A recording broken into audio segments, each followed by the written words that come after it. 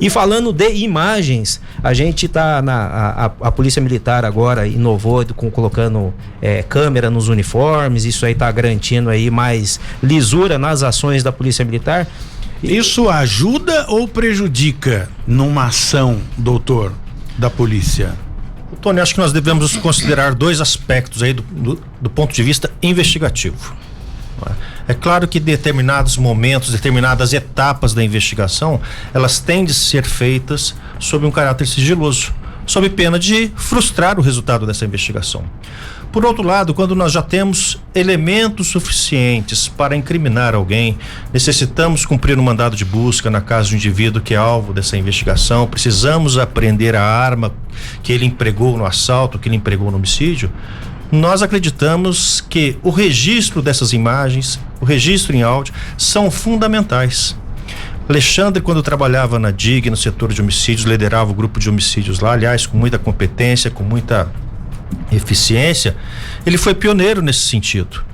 Toda vez que nós íamos em busca de provas, o Alexandre registrava toda a ação desenvolvida pela sua equipe, de maneira que isso, do ponto de vista técnico e investigativo, era perfeito, porque era uma prova íntegra, e do ponto de vista jurídico-processual não haveria o que ser discutido. A legalidade do ato estava ali patenteada naqueles registros.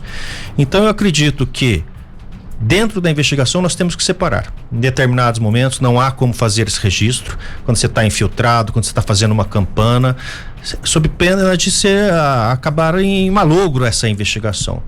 Mas na hora da recolha da prova, da descoberta de onde estava escondida uma arma, de onde estava escondida drogas, dinheiro, eu acho que é fundamental que se faça esse registro justamente para que não paire dúvidas sobre a correção, a lisura dessa investigação. Eu lembro, né, diante dessa colocação do doutor José Henrique, eu me lembro que inclusive eu fui testemunha do Alexandre na época, porque isso era novidade, né? E eu acabei fazendo isso aqui na região do Vale, poucas pessoas faziam, e o Alexandre, ele registrava essas ocorrências não para colocar na mídia, né?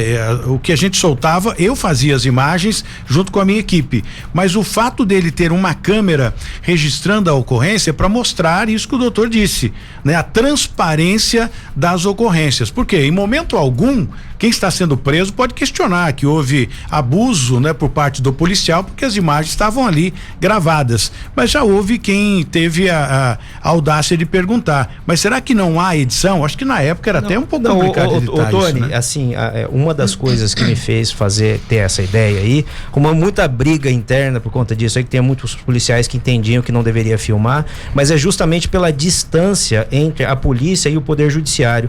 A gente percebia que as pessoas que iam julgar, que iam acusar, não tinha ideia de como funcionavam as diligências. E a gente filmando e apresentando para eles, eles percebiam isso daí. É natural do criminoso contar mentira. Então ele chega, a gente vê isso muito nas audiências de custódia, ele chega e fala que foi agredido, que não sei o quê. Às vezes a gente chegava e esclarecia o crime com técnica de entrevista interrogatório. O criminoso, ele confessava o crime, daí 2 dias depois no fórum ele falava que ele só confessou porque ele foi torturado, porque ele estava de ponta cabeça, porque estavam batendo nele, e eu achava aquilo um absurdo, porque apesar da maioria dos juízes, dos promotores não acreditarem, aparecia um ou outro que questionava a gente, é uma puta de uma dor de cabeça, aí você tem que responder processo na corregedoria por causa da mentira de um bandido. Daí eu começava a filmar e mostrando pra eles como é que funciona um trabalho policial bem feito e com técnica, ele dá resultado. Tem um caso pitoresco que aconteceu com o Alexandre. O Alexandre fez a gravação da confissão de um sujeito e manteve aquela gravação dentro de um pendrive. Em juízo, quando esse sujeito foi ser interrogado, ele negou a confissão, dizendo que ele tinha sido torturado dentro da delegacia. Foi quando Alexandre, em vez de sacar a arma, sacou o pendrive e falou assim: eu tenho a prova de que a confissão foi espontânea, sem arbitrariedades, dentro da legalidade, conforme manda o Código de Processo Penal. Na 012 News, Cidade Sem Limite, com Tony Blade.